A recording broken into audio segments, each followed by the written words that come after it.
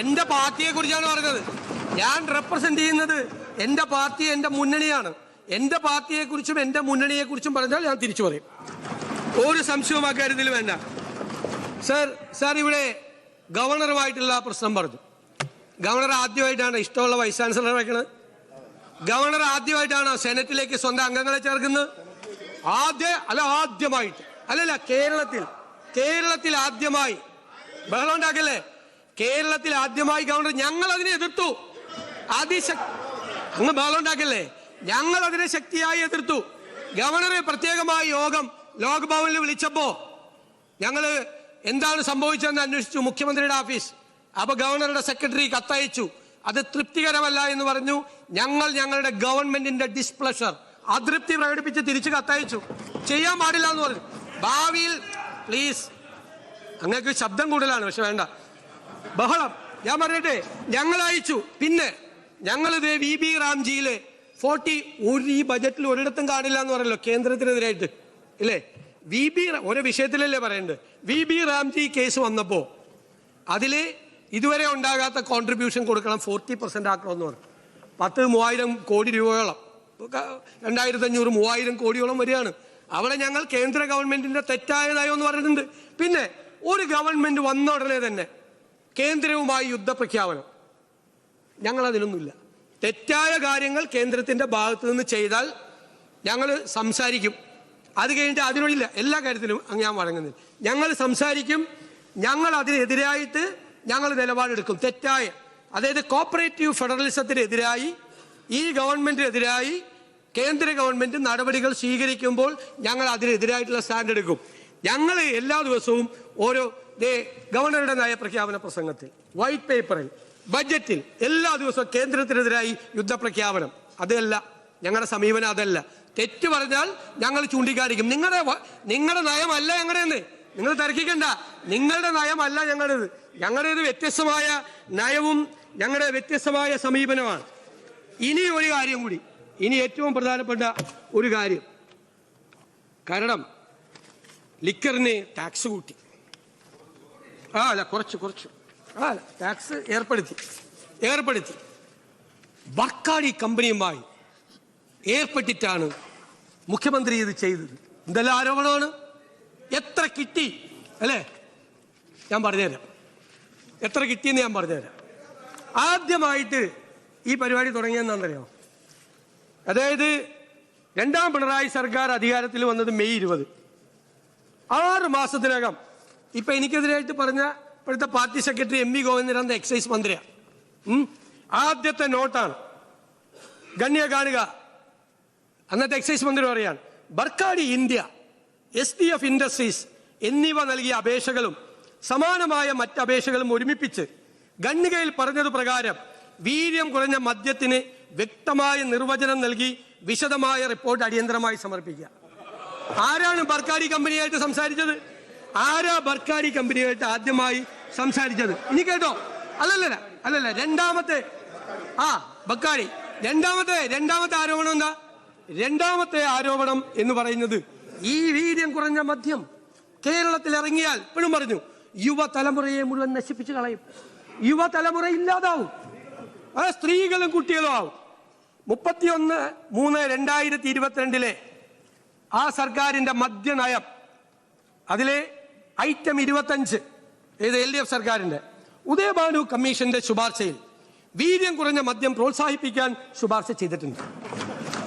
അതുകൊണ്ട് സംസ്ഥാനത്ത് 20% വരെ വീര്യമുള്ള മദ്യം ലഭ്യമാക്കുന്നതിന് നടപടി സ്വീകരിക്കും. തീരുമാനിച്ചാണ് കേട്ടാ. അതായത് വീര്യം കുറഞ്ഞ മദ്യം കേരളത്തിൽ ഇറങ്ങിയാൽ അപകടമാണ് എന്ന് പറഞ്ഞ സർക്കാരിന്റെ മദ്യനയം.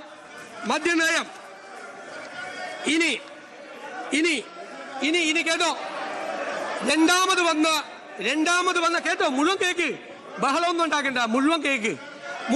മൂന്നാമത് അന്നത്തെ എക്സൈസ് മന്ത്രി ഇവിടെ പറഞ്ഞ ഉത്തരം, അസംബ്ലിയിൽ പറഞ്ഞ ഉത്തരം, ബക്കാഡി ഇന്ത്യ ലിമിറ്റഡ് എന്ന സ്ഥാപനം അവരുടെ ഉൽപ്പന്നങ്ങളായ ബക്കാഡി, ബ്രീസർ, ബക്കാഡി പ്ലസ് എന്നീ ലഹരി പാനീയങ്ങൾ കേരളത്തിൽ വിൽപ്പന നടത്തുന്നതിന് അനുമതിക്ക് അപേക്ഷ സമർപ്പിച്ചിരുന്നു. ബക്കാഡി ബ്രീസറിൽ 4.8 പ്ലസിൽ 8% ആൽക്കഹോളാണ് അടങ്ങിയിരിക്കുന്നത്. 2022-23 വർഷത്തിലെ മദ്യനയത്തിൽ പ്രഖ്യാപിച്ചിട്ടുള്ള പ്രകാരം 0.5 മുതൽ 20 വരെയുള്ള ആൽക്കഹോൾ കണ്ടന്റുള്ള മദ്യം വിപണനം നടത്തുന്നതിന് വിദേശ മദ്യ ചട്ടത്തിൽ ഭേദഗതി വരുത്തിയിട്ടുണ്ട്. ഫോറിൻ ലിക്കർ റൂൾസിൽ അമെന്റ്മെന്റ് നടത്തി.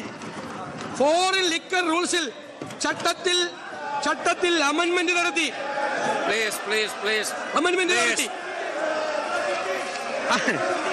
അമെന്റ്മെന്റ് നടത്തി. ഇനി ഞാൻ പറയട്ടെ, ലെറ്റ് മീ കംപ്ലീറ്റ്. ഇനിയുണ്ട് രസകരമായ കാര്യങ്ങളുണ്ട്. അമെന്റ്മെന്റ് നടത്തി. അത് കഴിഞ്ഞിട്ട് ബക്കാടി ചോദിച്ചു അത് ബിയറിനും വൈനിനും ഇടയ്ക്കുള്ള ഒരു സംഭവം വേണമെന്ന്. അപ്പോൾ ബിയറിന്റെ ടാക്സ് എന്ന് പറയുന്നത് 116% വൈനിൻ്റേത് 86%. ഇതിന്റെ ഇടയിലൊരു ടാക്സ്. അതിന്റെ കൊടുത്തില്ല. നടപടിക്രമങ്ങളെല്ലാം പൂർത്തിയാക്കി. അല്ല കേക്ക്, ഞാൻ പറഞ്ഞില്ലല്ലോ, കൊടുത്തെന്ന് ഞാൻ പറഞ്ഞില്ലല്ലോ. എല്ലാമായി അതിന്റെ നടപടിക്രമങ്ങൾ ഫയലായി. ഇലക്ഷൻ ആയതുകൊണ്ടാണ് കൊടുക്കായിരുന്നത്. ഇനി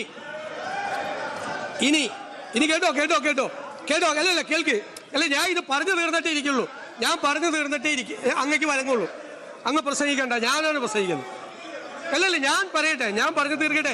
എന്റെ പോയിന്റ് കംപ്ലീറ്റ് ചെയ്തിട്ടില്ല. അടുത്തത് ഈ 86-നും 116-നും ഇടയിൽ വെക്കണമെന്നാണ് പറഞ്ഞത്. നമ്മളെന്താ ചെയ്തത്? നമ്മുടെ മുമ്പിൽ ഈ ഫയൽ വന്നു. ഈ ഫയൽ ബജറ്റ് തയ്യാറാക്കുന്നതിന് മുമ്പ് വന്നു. ശരവേഗം തീരുമാനമെടുത്തെന്നാണ്. കേട്ടോ, കേൾക്കണേ, അതൊക്കെ മറുപടി കേക്ക്. അതിങ്ങനെ ഓടിപ്പോയി 7 ഉദ്യോഗസ്ഥന്മാരെടുത്ത് പോയെന്ന് പറഞ്ഞു. ഇവിടെ ഒരു സർക്കാർ ബജറ്റ് അവതരിപ്പിക്കുമ്പോൾ ടാക്സ് തീരുമാനിക്കുന്നത് തലേയാഴ്ചയാണ്.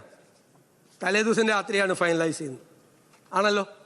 എന്നിട്ട് രാത്രി 1 മണി കഴിഞ്ഞിട്ടാണ് ടാക്സ് പോർഷൻ പ്രിന്റ് ചെയ്യാൻ കൊടുക്കുന്നത്. ശരവേഗത്തിലാണ് പോണത്. കാരണം ഡിസിഷൻ വന്നാൽ ആ ഡിസിഷൻ എല്ലാവരും വേഗത്തിൽ കണ്ടിട്ട് എല്ലാ ടാക്സും തീരുമാനിക്കണം. അങ്ങനെ ധനകാര്യമന്ത്രിയായിരുന്നു, അദ്ദേഹത്തിന് അറിയാം. തീരുമാനിക്കുന്നു ശരവേഗം. അതായത് സാധാരണ ഈ അഴിമതിയിൽ പറയുമല്ലോ, ഭയങ്കര സ്പീഡായിരുന്നു. ഇത് കേരളത്തിലെ ഒരു ടാക്സ് നിശ്ചയിക്കാൻ ഫയല് പോകേണ്ടത് അങ്ങനെ തന്നെയാണ്. വേഗത്തിൽ പോയിട്ടാണ് രാത്രി 12 മണിക്ക് മുമ്പാണ് നമ്മൾ ഇത് ഫൈനലൈസ് ചെയ്ത് അവർക്ക് കൊടുത്ത് 1 മണിക്കാണ് ഇത് പ്രിന്റിങ്ങിന് പോകണം. ഇനി ഞങ്ങൾ ഇതെന്താ തീരുമാനിക്കുക? മുഴുവൻ പറഞ്ഞിട്ട് നിങ്ങൾ ബഹളം ഉണ്ടായിക്കോ. ഇത് ഞങ്ങൾ എന്താ തീരുമാനിക്കാൻ കാര്യം? അവർ പറഞ്ഞ ഈ 86-നും 116-നും ഇടയിലല്ല നമ്മൾ വെച്ചത്. നമ്മൾ 0.5 തൊട്ട് 10 വരെ 120% വെച്ചു. 10% മുതൽ 20% വരെ 175% വെച്ചത്. 175%. ഞങ്ങൾ മറ്റ് സംസ്ഥാനങ്ങളുടെ എല്ലാം ഈ വീര്യം കുറഞ്ഞ മദ്യത്തിൻ്റെ ടാക്സ് പരിശോധിച്ചു. കേരളത്തിലാണ് ഈ വച്ചിരിക്കുന്നതാണ് ഏറ്റവും കൂടിയ ടാക്സ്. കേരളത്തിലാണ്. അപ്പോ ഇനി ഒരു കാര്യം കൂടി അറിയണം. ഈ ടാക്സ് ഏർപ്പെടുത്തുന്നതിനെ പറ്റിയല്ലേ പറഞ്ഞത്? നമ്മുടെ ബഹുമാനപ്പെട്ട മുൻ ധനകാര്യമന്ത്രി, ഇപ്പോഴത്തെ അല്ല, അതിനേക്കാൾ മുമ്പുള്ള ധനകാര്യമന്ത്രി 2018-19 ഒരു ടാക്സ് അവതരിപ്പിച്ചു. പുതിയ ടാക്സ്. എന്തിനാണെന്നറിയോ? Foreign made foreign liquor. അതായത് ഇന്ത്യൻ മെയ്ഡ് ഫോറിൻ ലിക്കർ എന്ന് വെച്ചാൽ ഇവിടെ കിട്ടുന്ന സാധനം. മറ്റത് വിദേശത്ത് നിർമ്മിച്ച് ഇവിടെ വിൽക്കുന്ന സാധനം. അതിന്റെ ആൽക്കഹോളിക് കണ്ടന്റ് എത്രയെന്നറിയോ? ഇപ്പൊ ഞാൻ പറഞ്ഞല്ലോ, വൈന് 86, ബിയറിന് 116. ഇതിന്റെ ആൽക്കഹോളിക് കണ്ടന്റ് എന്ന് പറയുന്നത് 40% മുതൽ 60% വരെയാണ്. 60% വരെ. 40% മുതൽ 60% ഹൈ. നമ്മുടെ ഇന്ത്യൻ മെയ്ഡ് ഫോറിൻ ലിക്കറിനേക്കാൾ കൂടുതൽ ആൽക്കഹോളിക് കണ്ടന്റ് ഉള്ള സാധനം. 2018-19 അന്ന് ഇന്ത്യൻ മെയ്ഡ് ഫോറിൻ ലിക്കറിന് 210% ടാക്സ് ആയിരുന്നപ്പോൾ ഇവരുടെ ഗവൺമെന്റ്, അദ്ദേഹം തന്നെയാണ് മുഖ്യമന്ത്രി, കൊണ്ടുവന്ന ടാക്സ് എത്രയെന്നറിയാം? 78%. എന്നിട്ട് 2022-23 ഇപ്പോ 251% വരെയുണ്ട് ഇന്ത്യൻ മെയ്ഡ് ഫോറിൻ ലിക്കറിന്. അപ്പോ ഈ ഫോറിൻ മെയ്ഡ് ഫോറിൻ ലിക്കറിന്റെ ടാക്സ് എത്രയെന്നറിയോ? 115%. ബിയറിനേക്കാൾ താഴെ. അപ്പൊ ഞാൻ ചോദിക്കുന്നത്, ജോണി വാക്കറിന്റെ നിന്നും ഷീവാസ് റീഗലിന്റെ നിന്നും കൈ നീട്ടി വാങ്ങിച്ചിട്ടാണോ ഈ 78 കൊടുത്ത്? ആണോ? അതാണ് ചോദ്യം. ജോണി വാക്കറിന്റെ നിന്നും ഷീവാസ് റീഗലിന്റെ നിന്നും കൈ നീട്ടി വാങ്ങിച്ചിട്ടാണോ 78%, 60% വരെ ആൽക്കഹോളിക് കണ്ടന്റ് ഉള്ള സാധനം മേടിച്ചത്? അത്രയേ ഉള്ളൂ. ഞാൻ ഇനി പറയാം, ഞങ്ങൾ എന്താന്ന് പറയാം. കൂടുതൽ വാർത്തകൾക്ക് news 18 Keralam YouTube channel subscribe ചെയ്യുക.